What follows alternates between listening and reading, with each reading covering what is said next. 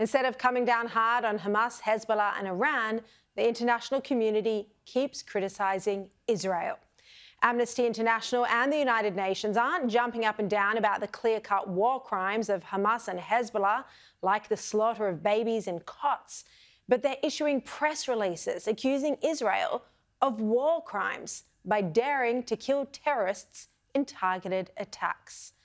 Former Labor Minister Mike Kelly has written an article where he says that Israel has been acting in self-defence in this conflict with Hezbollah, restraining its response to defeating the actual rocket, drone and ballistic missile launches.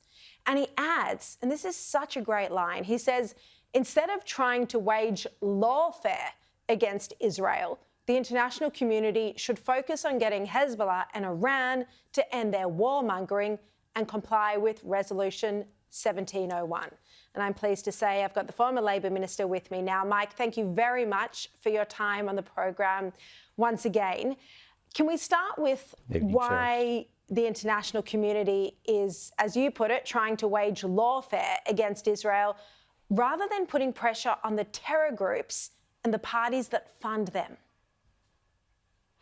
Yeah, unfortunately, this is working on a couple of levels, Sharri. You have that malign rectangle of autocracies, Russia, China, Iran and North Korea, who all have the self-interest of mounting a concerted information warfare campaign that serves their interests in discrediting the West and also uplifting their interests in the region and elsewhere.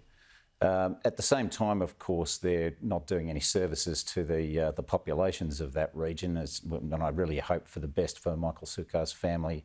And it's a terrible tragedy for the region to see what Iran is doing in particular.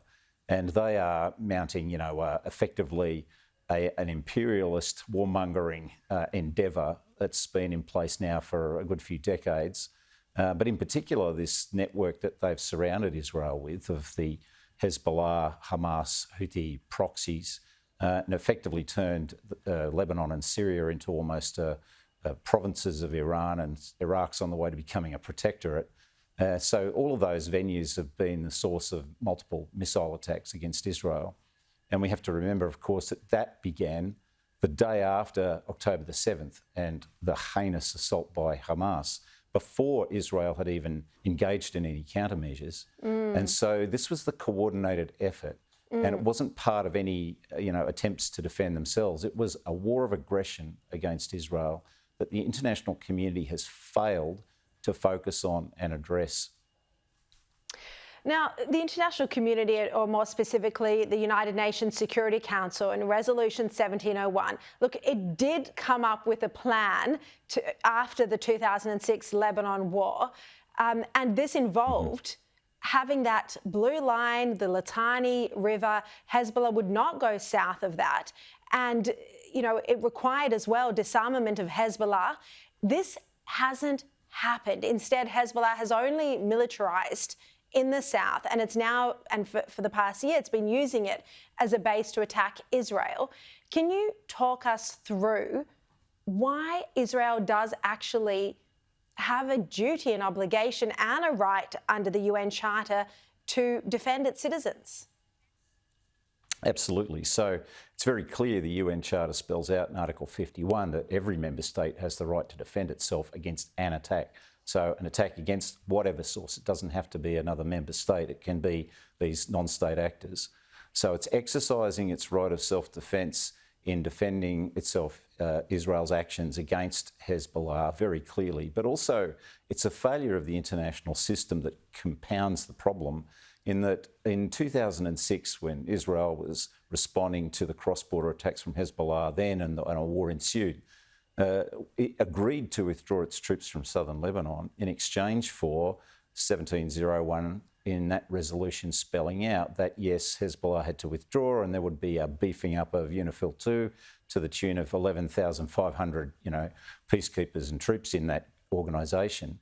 And there was, instead of the demilitarisation of the south of the border area, south of Litani, and the demilitarisation of Hezbollah, it was a massive escalation of their capabilities. So they've gone to 150 to 200,000 rockets and missiles in their arsenal.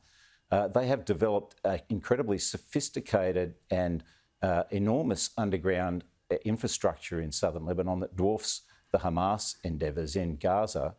Tunnels that can take rocket launches for these Fateh 110 missiles. They can travel along those tunnels and exit through designated points where they launch their missiles and scoot back into the tunnels. Vast caverns that were helped in the construction by North Korea, who provided all their tunnelling technology to Hezbollah, and then Hezbollah were able to set up so-called civil construction company fronts to finish that job off. Companies like, appropriately, Jihad Construction and Mustafa Construction, who sometimes engages, of course, with the UN Development Programme. But this is a massive capability right under the nose of these UN peacekeepers. And I ask, like, where was their reports and amplification of alarms and information about this? Where was the UN? Where was the UN Secretary General for the last 18 years in failing to orchestrate the international effort to force the compliance of Hezbollah and Lebanon, because the Lebanese army was also meant to then fill that void in southern Lebanon and finally give them the jurisdiction as a sovereign nation that they ought to have. So where was the UN and all that? Where was the international community in applying pressure on Iran and its proxies to deliver that outcome to prevent the very situation that we see now? And where are their voices now putting pressure on Iran and Hezbollah to diffuse this situation and end the suffering of the Lebanese? Mike Kelly, you make so much sense. You are such a rational voice, desperately missing from the current Albanese government. I mean, you must look on at your old party, at your old team in dismay. I just look on at the whole scene at the moment where, we're not seeing rational debate. We're not seeing debate that reflects the actual provisions of the laws of armed conflict and international law, and failure encouraged to stand up to the propaganda and the voices of activism that's not peace activism, it's warmongering. These people don't want a ceasefire. They want the elimination of the State of Israel and the war escalated, and the elimination of the 10 million people living there. But on that point, that is the true genocidal agenda. But on that point, the Foreign Minister and the Prime Minister, they keep saying there needs to be an immediate ceasefire. But at the same time, they say Hamas can't have a future role in the governing of Gaza. So how do they think Hamas is going to be removed if Israel doesn't, through armed conflict, remove Hamas? I mean, don't you think there's this... Yeah. Well, what do you think about that? Well, I guess the phrase cognitive dissonance comes into mind there. Effectively, we know that for the last 17 years, Hamas has repressed its own people, has waged constant war against Israel, and Israel has been so restrained in the face of that, far beyond what any other country in the world would have been with the capability to respond that they have.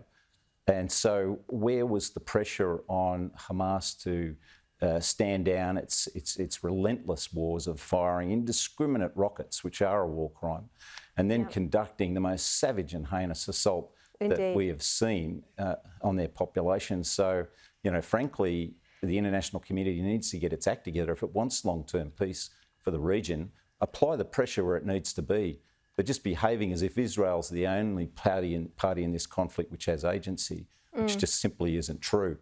Indeed. Look, you are desperately missing from the Albanese government so many sane voices like yours, like Kimberley Kitching, like Michael Danby, are no longer in the government and they're needed. Thank you very much for your time. Really appreciate it.